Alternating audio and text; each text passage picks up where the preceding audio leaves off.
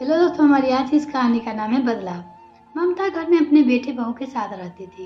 इस घर से उनकी बहुत सी यादें जुड़ी है। शादी के 2 साल बाद उनके पति ने ये घर बनवाया था। पहले किराए के मकान पर रहा करते थे। उसके पति अपने माता पिता को उनका अपना घर देना चाहते थे। गृह प्रवेश की पूजा ममता के सास ससुर ही बैठे थे। उनकी सास बहुत खुश थी। ममता और अपने दोनों बेटे उन्होंने खूब आशीर्वाद दिया था। वो बहुत ही सरल हृदय थी।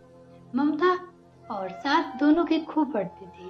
खाली समय में ममता और सास खूब बतियाना। आप बाप बेटी का झगड़ा भले हो जाए, सास बहू का झगड़ा कभी नहीं होता। दोनों माँ बेटी की तरह एक दूसरे से चिपकी रहती। ममता के पति को तो माँ और ममता के मधुर संबंध को ईर्ष्या होने लगती। एक दिन ममता की सास हंसते खेलते चल बसी। अपनी पोते की शादी देखने का बड़ा चाव था, किंतु ना देख सकी। उनके स्वर्गवास के 4 साल बाद ममता ने अपने बेटे की शादी की। हाल में ही ममता के पति का भी देहांत हो गया। ममता के जीवन में अचानक खालीपन पसर गया। शाम के 4 बजे आदत के मुताबिक ममता चाय बनाने रसोई की तरफ जा रही थी। उन्होंने बहू को पुकारा, बहू मैं चाय बना रही हूँ, तुम पियोगी? नहीं मम्मी जी, मैं ग्रीन टी पीऊंगी। थोड़ी देर बाद ममता अपनी चाय बनाती और फिर पीकर बाहर जाने के लिए तैयार हो जाती। बहू आज भोजन मंडली है, जा रही हूँ, 7 बजे तक लौट जाऊंगी, ममता ने बहू से कहा। बहू कमरे से बाहर निकल ममता को देख कर बोली, अम्मा जी, ऐसा नहीं लगता कि आप बाबूजी के गुजरे जाने के बाद कुछ ज्यादा ही बाहर घूमने फिरने लगी हो? सुबह शाम जब भी मन चाहा मंदिर और भजन कीर्तन के बहाने घर से निकल पड़ती हो। घर में जैसे आपका मन भी नहीं लगता। तुम ठीक कर रही हो बेटी। पहले मैं तुम्हारे बाबूजी की सेवा में टहल में लगी रहती थी।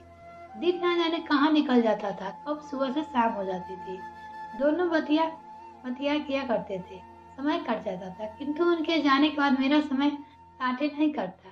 बेटा का काम चल जाता है, बच्चा स्कूल चला जाता है, ट्यूशन से आकर खाकर सो जाता है। तुम लोग अपने कमरे में रहती हो, ना साथ खाती हो ना साथ बैठती हो। अब तुम ही बताओ, मैं क्या करूं? मेरा समय काटे नहीं कटता।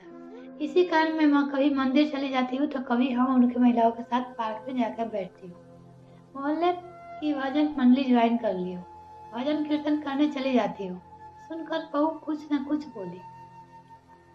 अम्मा जी की बातें में से उसे एक भय सताने लगा। कहीं ऐसा तो नहीं अम्मा जी मोहल्ले की औरतों से उसकी चुगली करती फिरती है। एक साल अम्मा जी जैसे ही पार्क जाने के लिए निकली, वो अम्मा जी के पीछे पीछे पार्क आ गई। नजर बचाकर पेड़ के पीछे छुप कर बैठ गई। अम्मा जी हमेशा की तरह अपनी मित्र मंडली संग बतियाने लगी। अचानक मिसेस वर्मा जी ने उनसे पूछा, ममता बहन, आपकी बहू कैसी है? कभी अपने मुंह से उनके बारे में कुछ सुना ही नहीं। हम सब अक्सर बहू की कोई बात बुरी हो गई तो बतिया लेते हैं, किंतु आपने कभी बहू के बारे में कुछ नहीं कहा। दरअसल हमारे बीच सास बहू जैसा कुछ है ही नहीं।